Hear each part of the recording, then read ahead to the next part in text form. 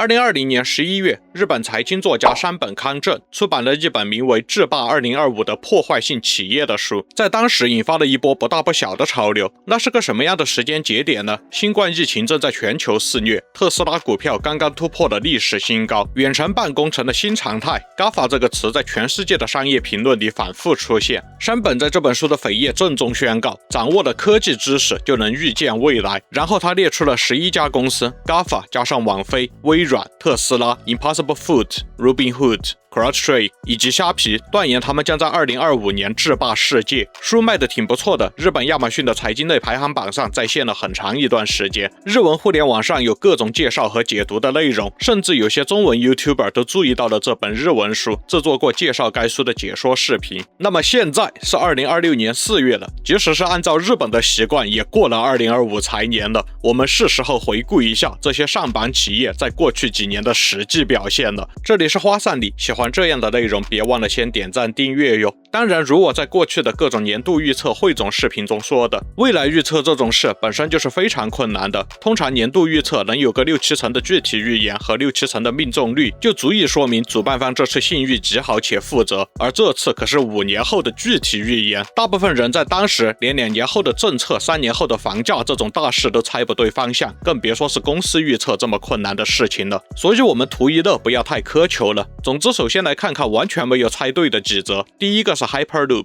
按照山本先生的预言，特斯拉的 Hyperloop 将以时速1000公里颠覆铁路行业。书中原话是说，如果在日本东京到大阪的黄金线路上铺设，日本的铁道公司将受到毁灭性的打击。但实际情况是，2023年12月31日，最主要的 Hyperloop 开发公司 Hyperloop One 就正式停止了一切运营，资产被清算，知识产权全部移交抵债。而在该公司的一生中，烧了不少投资人的钱，但是没有成功拿到一份商业合同。马斯克当年许诺的速度是1200公里，不过实际上2020年的载人测试速度只有172公里，之后也没能取得足够的突破。这家公司后来转向货运，商业上还是走不通，然后又转型再转型，到了2022年一次性裁掉了1半的员工，2023年正式关张。第二个完全没有猜对的是替代肉产业。书中认为 Impossible Food 和 Beyond Meat 将引发食品业界的大革命，精肉业界、牛肉和猪肉生产者、渔业关系者的工作都会被破坏。不过时至今日， Beyond Meat 的股价已经从巅峰的239美元跌到了不到1美元，市值蒸发99%。至于 Impossible Food 虽然没有上市，但是美国的植物肉2025年的销售额和2019年几乎相同。6年过去了，精肉业界、畜牧业还有渔业似乎都并没有感受到植物肉带来多大的冲击。不过投了植物肉产业的投资人的财产，我想是真的被颠覆了。第三个完全没有猜对的是 Facebook， 倒不是 Facebook 现在不强了，而是书中的预测方向完全错了。Facebook 在2021年10月把公司名改成了 Meta， 宣告要进军元宇宙。该书着重讲的是 Horizon 项目，也正是 Meta 进军元宇宙的战略旗舰。书中认为它将会是人们生活的所有起点。那看看2025年的实际数据， Meta 的元宇宙核心部门累计亏损了836亿美元。5年来 Horizon World 的月活峰值从来没有超过6位数。现在整个 VR 显示市场的出货量已经连续3年下滑， Meta 自家的 Quest 年销量一年下跌了16%。顺带一提，苹果那个微星 Pro 也因为需求不足缩减了产能。就在1个月前， Meta 已经宣布关闭 Horizon World 的 VR 版本。我甚至都不记得上次听到扎克伯格提到元宇宙这个词是什么时候了。看完完全没有猜对的，接下来的2条更是完全猜错的。现在的事实发展方向和书中的预测正好相反。第一个是 CrowdStrike， 书中的预言是 CrowdStrike 的云端安全方案将让在家办公变得绝对安全，将安全更新放在云端实时进行，是它颠覆传统的核心创新。然而东亚打工人们可能都还记得2024年7月19日 CrowdStrike 的 Falcon 传感器推送了一次例行更新，里面有一个 C++ 的空指针逻辑错误，这个错误在几个小时之内自动推送到了全球所有运行 Windows 的客户机器上，造成了850万台计算机的同时蓝屏。反正当时我的公司是在发生了大概1个半小时之后通知提早下班了，毕竟前司买的是微软的办公云服务，那个时候连 Outlook 都打不开的。那一天许多机场也停摆，5078架次的航班直接取消，多个国家连报警系统都瘫痪，许多医院取消了所有非紧急手术，护士只能翻出尘封的纸质病历本，银行 ATM 死机，超市 POS 机罢工，经济损失预估为数百亿美元。CrowdStrike 并没有带来颠覆传统的安全，不过客观来说呢，他们的模式带来的效率提升还是很明显的。CrowdStrike 的发展速度还是很快，只是它的业务确实不足以让它在2025年制霸一番。第二个完全猜错的是 Robinhood。 书中盛赞这家2013年成立的网络券商零佣金颠覆行业，让没有投资经验的青少年像玩游戏一样轻松交易。这一条是我在这本书中最不赞同的。我不觉得把投资当成游戏是一件好事，很多时候一旦沾上钱了，连父母兄弟都可能会抵不住诱惑，会坑你。最好不要用半吊子的态度去和别人实打实的竞争。总之，书中这种说法在2020年的语境下听起来还挺美好，尤其是在当时日本的舆论情绪中。但是谁能制霸2025年，显然不是看日本的社会需求。然后2021年1月，由于 GameStop 空头逼仓，引发了散户大狂欢， Robinhood 被 NSCC 要求追加抵押金，从 1.24 亿美元一跃涨到了37亿美元，远远超过了公司当时所有的可用资金。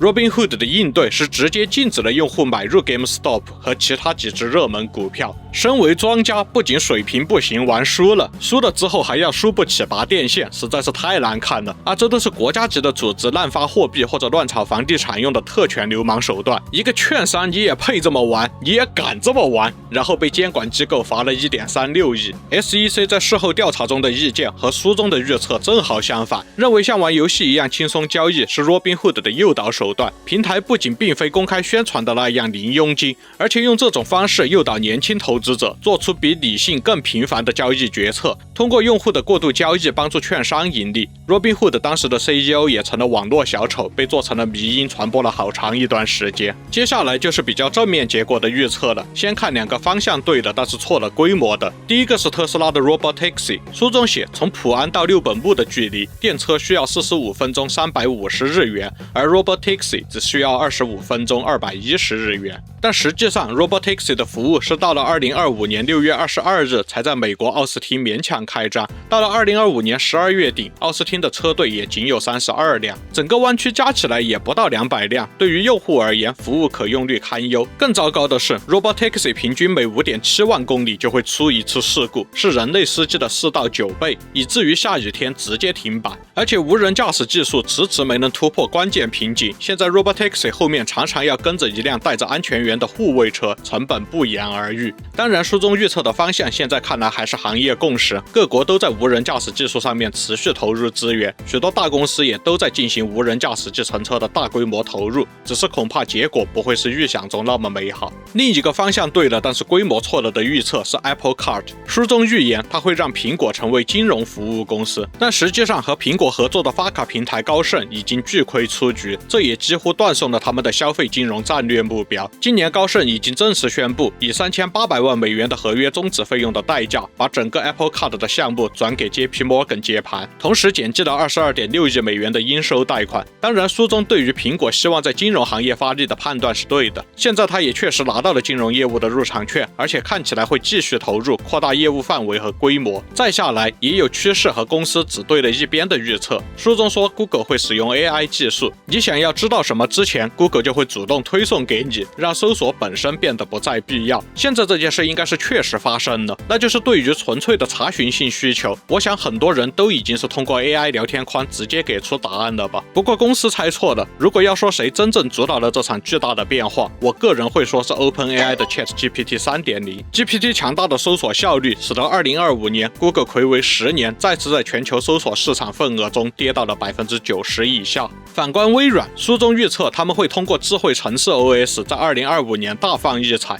结果微软这几年确实是大放异彩，不过是通过投资 OpenAI 的回报以及 Azure 为 AI 提供基建，智慧城市 OS 的投资虽然还在做，不过并没有特别亮眼的成绩。当然 AI 竞赛现在还远没有定出胜负，各大公司上个月发布的新财报显示 Claude 和 Gemini 已经在夹击 ChatGPT 了。 OpenAI 上个月也宣布解除了微软的独占协议，这自然会使得前台的几家 AI 平台以及后台的几家基建平台之间的战略格局变得更加错综复杂。最后是完全应验的，也就是书中预言的公司确实在预言的方向成为了一半。一个是我们 YouTuber 的好朋友虾皮啊，虽然我自己并没有开通。2025年虾皮的 GMV 达到了3780亿美元，营收115.6亿美元，在美国电商市场上已经是和亚马逊分庭抗礼的第二级了。而另一个书中预言中了的就是亚马逊，如书中所说的 AWS 继续是全球云计算市场的霸主，而云计算本身这几年也改变了很多事情。顺带一提，我今年特别看好亚马逊，2月买了不少股票啊，不构成投资建议啊。上个月各大公司公布了很多对亚马逊有利的信息，我自己都感觉利好太多，是时候卖了。不过虾皮和亚马逊在2020年的时候本身就是相应商业模式的领头羊，只是规模不如现在，所以预测成功更多应该算是体现在对这两种商业模式的前途预测成功，而不是对公司的。其实这才是正经预测应有的样子嘛，当然也会遇上 Impossible Food 这种情况了。预测几年后的商业世界本身就是很难，同时这本书作为大众读物，势必要搞一些夸张的东西来吸引销量。结果你看那些最浮夸、最具煽动性、最容易让读者亢奋的部分，恰恰是最不准的。茶经篇里，吕不韦讲完楚人刻舟求剑的故事之后，又接着说：求剑若此，不亦惑乎？以此故法为其国，与此同。时以喜矣，而法不喜，以此为治，岂不难哉？自霸2025年的破坏性企业预言不准，并不是因为山本康正他不够聪明。事实上，这本书在2020年的语境下，体现出它广博的信息和自洽的逻辑。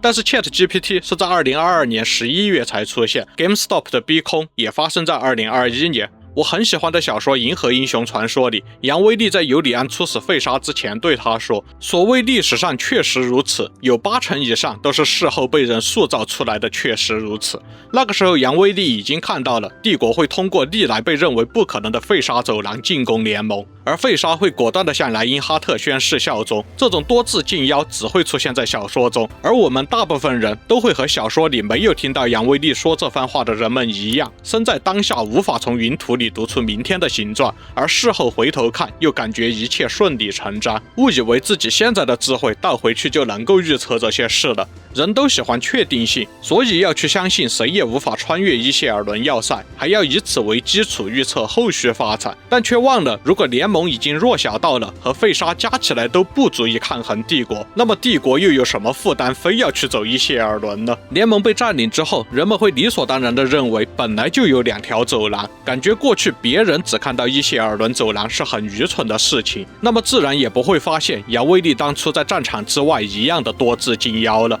然后又有一批人事后把杨威利奉若神明，这样子大众心态看预测是不会有熟往者顺知来者逆的效果的。都看到这儿了，别忘了点赞、订阅、热推还有分享呀，我们下期再见。